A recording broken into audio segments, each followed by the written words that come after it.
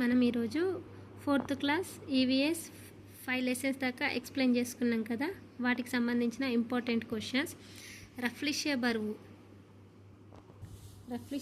ఎంత? 7 kgs నుండి 10 కిలోల దాకా ఉంటుంది. రఫ్లిషియా వ్యాసం 1 సెంటీమీటర్. రఫ్లిషియా వాసన ఎంత దూరం వరకు విస్తరిస్తుంది? 2 కిలోమీటర్ వరకు విస్తరిస్తుంది. బ్యాటిల్ బ్రష్ అనున్నది ఒక పువ్వ, కాయన, రెండవ పువ్వు. కింది వాటిలో సరికానిది. జొన్న అనేక విత్తనాలను ఇస్తుంది. మొక్కజొన్న అనేక విత్తనాలను ఇస్తుంది. దానిమ్మ అనేక విత్తనాలను ఇస్తుంది. చిక్కుడు అనేక విత్తనాలను ఇస్తాయి. సరికానిది. ఇందులో సరికానిది ఏది? జొన్న అనేక విత్తనాలు ఇస్తుంది, రైటే. మొక్కజొన్న అనేక విత్తనాలు ఇస్తాయి, అవును. దానిమ్మ అనేక విత్తనాలు ఇస్తాయి, ఓకే.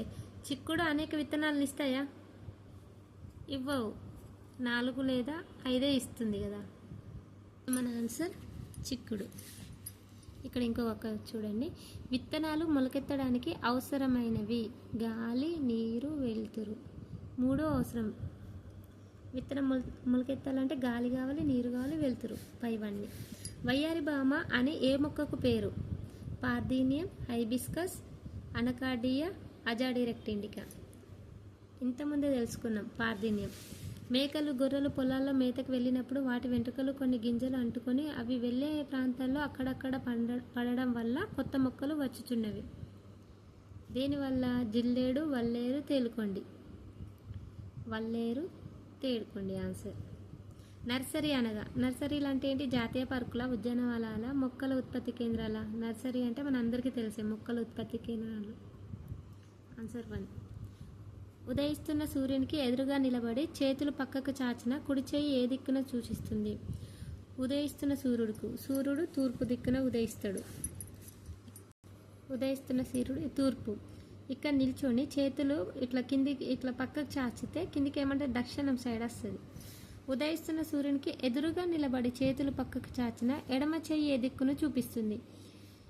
ఎడమ చెయ్యి ఉత్తరం దిక్కుని, కుడి చెయ్యి దక్షిణం దిక్కుని. పొదలకు సంబంధించినవి. పొదలుగా ఏముంటాయి? మల్లె, చామంతి, మిరప, గులాబీ.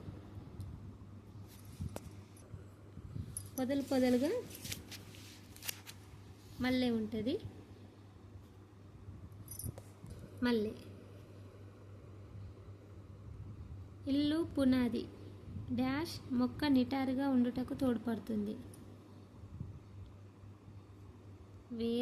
వేర్లు బలంగా ఉంటే మొక్క అనేది స్ట్రాంగ్గా ఉంటాయి. ఇల్లుకి పునాది బేస్, మరి మొక్క నిటారుగా ఉండడానికి వేర్లు. రఫ్లిషియా అనేది ఒక చెట్టు, ఒక పువ్వు, ఒక కాయ, ఒక పక్షి పేరు. ఒక పువ్వు.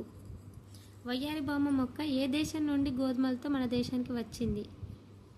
America, Britain, Russia, Germany. America. గింజలు గాలికి కొట్టుకుపోవడం వల్ల అవి చెట్టు నుండి దూరంగా వెళ్ళి మరో చెట్టు పడి అక్కడ మొలకెత్తే మొక్కకు ఉదాహరణ. గింజలు గాలికి కొట్టుకుపోవడం వల్ల ఒక చెట్టు నుండి దూరంగా వెళ్ళి మరో చెట్టుకి పడి అక్కడ మొలకెత్తే మొక్కకు ఉదాహరణ జిల్లేడు. ఉత్తరం, పడమర దిక్కుల మధ్య ఉన్న మూల వాయువ్యం.